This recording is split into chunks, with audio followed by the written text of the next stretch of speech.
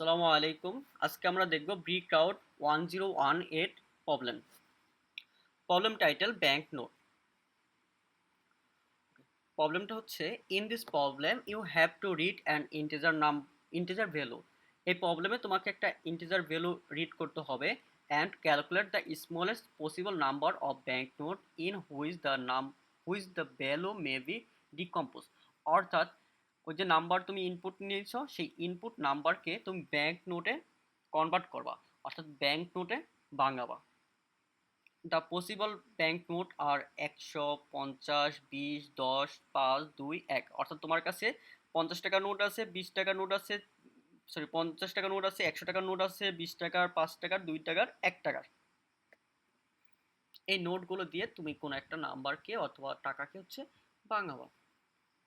তাহলে দেখি তুমি ইনপুট হিসাবে একটা ইন্টিজার নাম্বার তুমি ইনপুট করবা, আর আউটপুট হিসাবে প্রিন্ট দ্য রিড নাম্বার, তুমি যে নাম্বারটা রিড করছো সেটা প্রিন্ট করে দিবা। And maximum quantity of is necessary bank note in Portuguese language.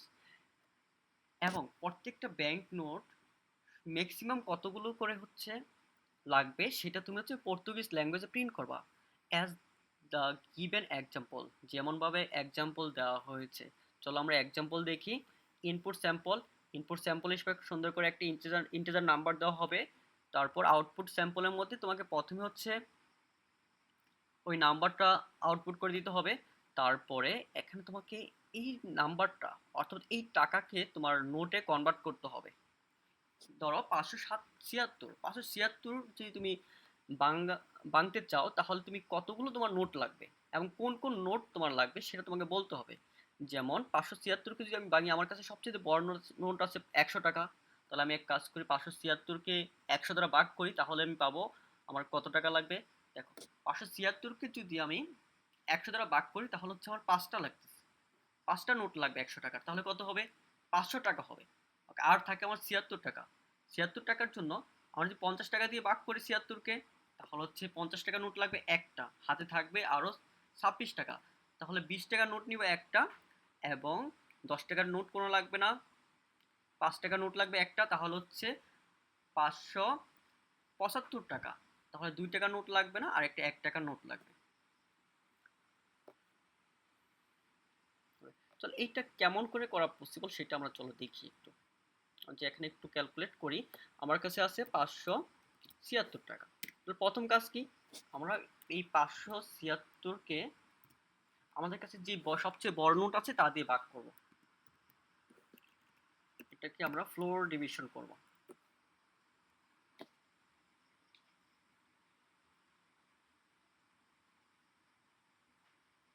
তাহলে কি হবে?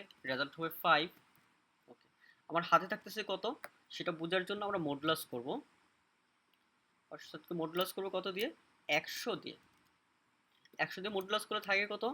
আমার হাতে থাকবে হচ্ছে আর 76 টাকা।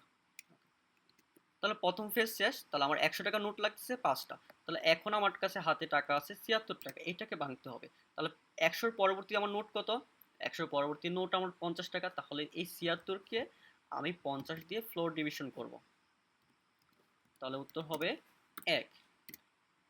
আর দেখি হচ্ছে আমার হাতে কত টাকা থাকে আরও। তাহলে 76 মডুলাস 50, হাতে থাকবে হচ্ছে আমার 26 টাকা। আবার এই 26 টাকাকে ভাঙাতে হবে। দেখো, এই 26 টাকাকে ভাঙাবে, আমার পরবর্তী নোট কত? পরবর্তী নোট আছে আমার কাছে 20 টাকা। 26 টাকা ভাঙাতে 20 টাকা নোট লাগবে কয়টা? একটা লাগবে।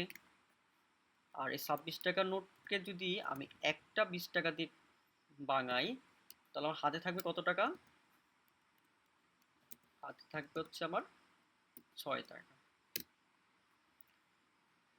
আর একটার যদি আমরা বুঝতে পারি একটা কনভারসেশন, তাহলে আমার বাকিগুলো হয়ে যাচ্ছে। দেখো, প্রথম কি করছি আমরা, আমাদের কাছে যে মূল টাকা আছে, ধরো আমরা এটাকে ধরে নেই এন, এন ইকুয়াল এত।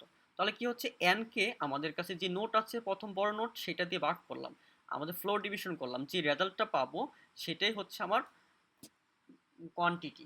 অর্থাৎ 100 টাকার নোট আমার লাগবে 5টা, তাহলে আমার টাকা হচ্ছে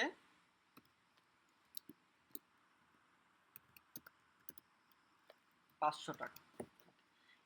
এবং তাহলে আমার হাতে আর কত টাকা বাকি আছে সেটা বের করার জন্য কি করব, এই যে n, আমরা একটা কেটে দিয়ে n লিখে দিই। এই যে আমার কাছে n আছে, সেই n কে যদি আমি 100 দ্বারা মডুলাস করি তাহলে বাকিটাকে আমরা পেয়ে যাব না?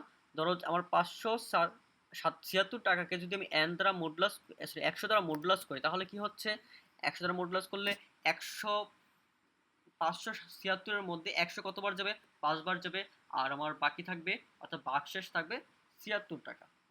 পরবর্তীতে আবার দেখো এই 76কে আমরা হচ্ছে আবার পরবর্তী নোট দিয়ে হচ্ছে ভাগ করেছি, এবং পরে আবার হচ্ছে পরবর্তী নোট দিয়ে আমরা মডুলাস করেছি, অর্থাৎ আমাদের পরবর্তী সময়ে n এর মান হয়ে গেছে 76। চলো আমরা একটু কোড করে দেখি এটা। প্রথম কাজ হচ্ছে n কে ইনপুট করা, যেহেতু ইন্টিজার ইন্ট ফাংশন ব্যবহার করলাম।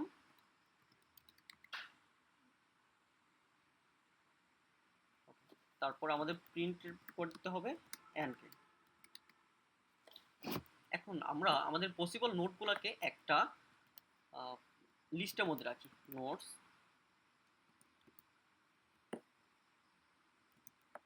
ইকুয়াল 100 টাকা, 50, 20, 10, 5, 1, সরি 2 আছে মাঝখানে, 2 and 1। এই নোটগুলো আমার পসিবল, এগুলো আমার যে নোটগুলো পসিবল একটা লিস্টের মধ্যে রেখে দিলাম। তারপরে আমরা ফর লুপ ইউজ করি। ফর একটা করে নোট নিব এবং চেক করব নোট ইন নোটস, অর্থাৎ নোটস থেকে একটা করে নোট আমরা নোট নামে ভেরিয়েবলের মধ্যে নিব। আমাদের প্রথম কাজ কি, তাহলে প্রিন্ট করে দিই আমরা। প্রিন্ট করার আগে আর এই নোটটা ধরো আমাদের n এর মান হচ্ছে, নোটের মান হচ্ছে 100, তাহলে n এর জন্য আমার 100 কত লাগবে, তার আমরা কিভাবে সম বের করেছিলাম, ধরো এটা লিখে হচ্ছে কোয়ান্টিটি, সেটাকে আমরা একটু এভাবে লিখি প্রিন্ট f স্ট্রিং, তারপর আমাদের যে মূল n তাকে হচ্ছে আমরা ফ্লোর ডিভিশন করব নোট দিয়ে, তাহলে হচ্ছে আমার কয়টা নোট লাগবে সেটা আমরা পেয়ে যাচ্ছি। আর কি প্রিন্ট করতে হবে আমরা দেখি আসি এইদিকে। এরপরে প্রিন্ট করতে হবে একটি স্পেস, এই জিনিসটা আমরা পুরোটাই কপি করে নেই।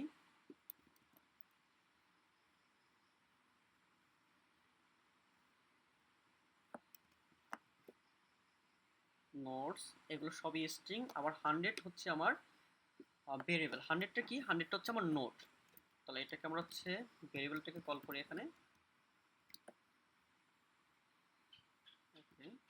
তারপর কোটেশন ব্র্যাকেট ক্লোজ।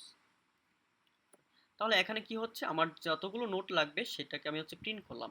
এখন কাজ কি, এটা আমার একটি স্টেপের জন্য হয়ে গেল।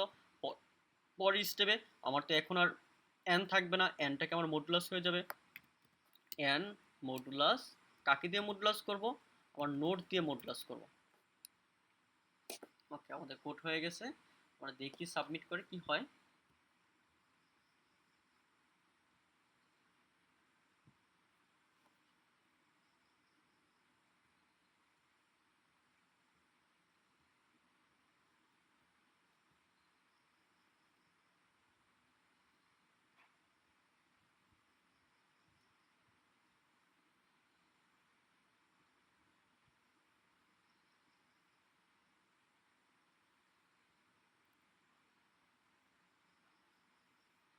আমাদের প্রবলেমটা, সলিউশনটা অ্যাকসেপ্ট হয়েছে।